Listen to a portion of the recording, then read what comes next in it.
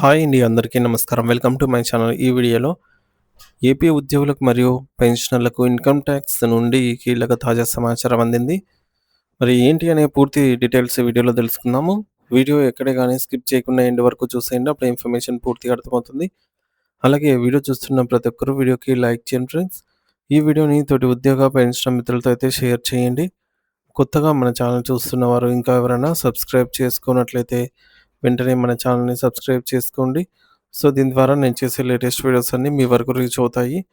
ఇక ఆలస్యం చేయకుండా వివరాలకైతే వెళ్ళిపోదాము. ఫ్రెండ్స్, ఇక విషయానికి వచ్చినట్టయితే ఆంధ్రప్రదేశ్ రాష్ట్ర ప్రభుత్వ ఉద్యోగులు మరియు పెన్షనర్లు ప్రస్తుతం ఆదాయపు పన్ను విషయంలో ఒక రకమైనటువంటి అయోమయానికి గురవుతున్నారు. ముఖ్యంగా ప్రభుత్వం 12 లక్షల రూపాయల వరకు వార్షిక ఆదాయం ఉన్న వారికి ఎటువంటి పన్ను చెల్లింపు చేయాల్సినటువంటి అవసరం లేదని ఒకవైపు చెప్తూనే మరోవైపు బడ్జెట్‌లో వివిధ రకాల పన్ను స్లాబ్‌లను ప్రకటించడంతో అసలు విషయం ఏమిటో అర్థం కాక చాలామంది తలలు పట్టుకుంటున్నారు. ఈ 2 విషయాల మధ్య ఉన్న వ్యత్యాసం ఏమిటి? ఎవరికి పన్ను మినహాయింపు లభిస్తుంది? మరియు ఎవరికి పన్ను పడుతుంది అనే పూర్తి వివరణ ఇప్పుడు మనం క్షుణ్ణంగా తెలుసుకుందాము.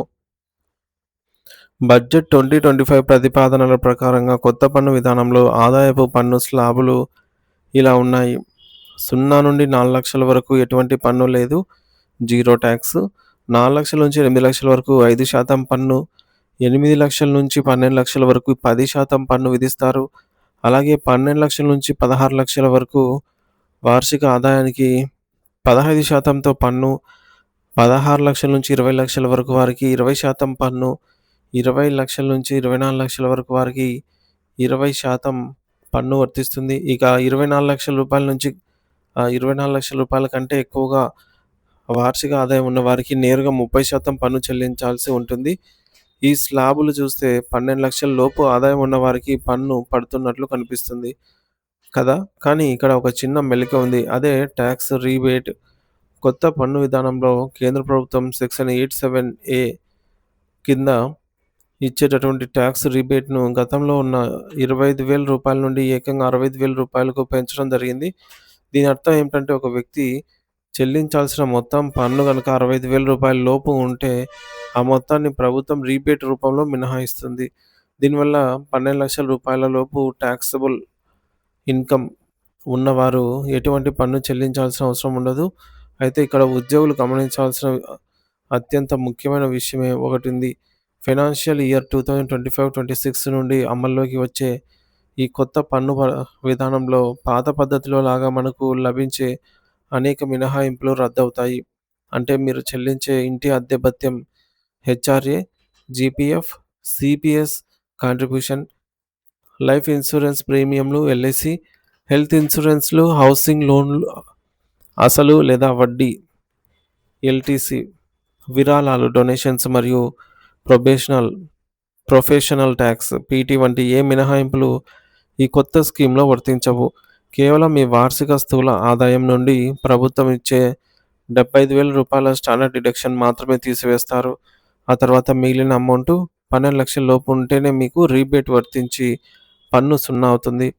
దీన్ని మరింత వివరంగా అర్థం చేసుకోవడానికి కొన్ని ఉదాహరణలను పరిశీలిద్దాం. ఉదాహరణకు ఒక ఉద్యోగి లేదా పెన్షనర్ యొక్క వార్షిక గ్రాస్ ఆదాయం రూ. 12,75,000 అనుకుందాము. ఇందులో నుండి ప్రభుత్వం అందరికీ ఇచ్చే రూ. 75,000 స్టాండర్డ్ డిడక్షన్‌ను తీసివేస్తే మిగిలిన నికర ఆదాయం రూ. 12 లక్షల అవుతుంది. మరి ఇప్పుడు దీనిపై పన్ను స్లాబుల ప్రకారం లెక్క కడదాం. మొదటి 4 లక్షల వరకు పన్ను 0, తదుపరి 4 లక్షల వరకు 4 లక్షల నుంచి 8 లక్షల వరకు, అంటే ఈ రూ. 4 లక్షల పైన 5% అనగా రూ. 20,000 అవుతుంది. ఆపై 8 లక్షల నుంచి 12 లక్షల వరకు 10%, అంటే ఇదొక రూ. 40,000 అవుతుంది. ఇక మొత్తం రూ. 60,000 అవుతుంది.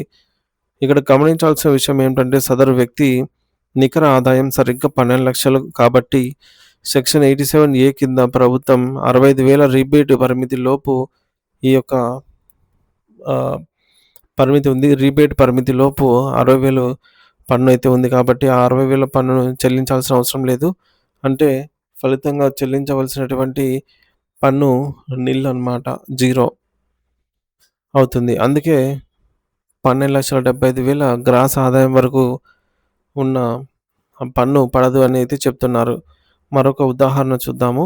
సో, దీనివల్ల మీకు ఉన్న సందేహాలన్నీ తొలగిపోతాయి. ఒకవేళ మీ వార్షిక ఆదాయం రూ. 13,75,000 అనుకుందాం. ఇందులో నుండి రూ. 75,000 స్టాండర్డ్ డిడక్షన్ తీసేస్తే మీ టాక్సబుల్ ఇన్‌కమ్ రూ. 13,00,000 అవుతుంది.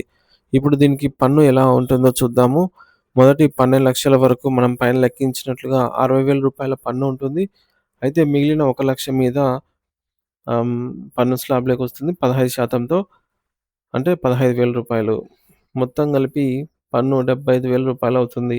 ఇక్కడ అత్యంత కీలకమైన విషయం ఏంటంటే, ఈ వ్యక్తి ఆదాయం 12,00,000 పరిమితి దాటి 13,00,000 అయింది కాబట్టి, ఇతనికి సెక్షన్ 87A కింద లభించే రీబేట్ అనేది వర్తించదు. ఫలితంగా ఈ ఉద్యోగి మొత్తం రూ. 75,000 పన్నును పైసా తగ్గకుండా ప్రభుత్వానికి చెల్లించాల్సి ఉంటుంది.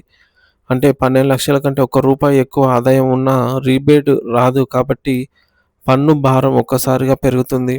అయినప్పటికీ పాత పన్ను విధానంతో పోలిస్తే ఈ కొత్త విధానం వల్ల చాలామందికి భారీగా నగదు ఆదా అవుతుంది.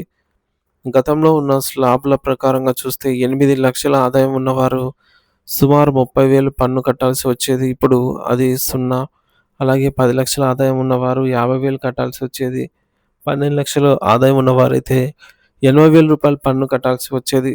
కానీ ఇప్పుడు 12,75,000 వరకు గూడా ఒక్క రూపాయి పన్ను కట్టక్కర్లేదు కాబట్టి, మరి ఆ మేరకు డబ్బులనేది మీకు మిగిలినట్లే లెక్క. అదేవిధంగా 16,00,000 వార్షిక ఆదాయం ఉన్న వారైతే గతంలో రూ. 50,000 గతంతో పోలిస్తే రూ. 50,000, 20,00,000 ఆదాయం ఉన్న వారికి రూ. 90,000, 24,00,000 ఆదాయం ఉన్న వారికి రూ. 1,10,000 వరకు ఆదా అవుతోంది. అంటే అధిక ఆదాయం ఉన్న వారికి కూడా వారి పన్ను మొత్తంలో దాదాపు 30% వరకు డబ్బు అయితే మిగులుతుంది అని చెప్పవచ్చు. చివరగా ఒక ముఖ్యమైన గమనికండి. ఈ కొత్త పన్ను మార్పులన్నీ కూడా ఫైనాన్షియల్ ఇయర్ 2025-2026కు సంబంధించినవి. అంటే ఇవి 2025 ఏప్రిల్ 1వ తేదీ నుండి ప్రారంభమయ్యే ఆదాయానికి మాత్రమే వర్తిస్తాయి. ప్రస్తుతం మనం ఉన్న ఫైనాన్షియల్ ఇయర్ 2024-25 ముగింపులో అంటే ఈ మార్చి నెలలో మీరు చెల్లించాల్సిన ఇన్‌కమ్ టాక్స్ లెక్కలు పాత నిబంధనల ప్రకారమే ఉంటాయి.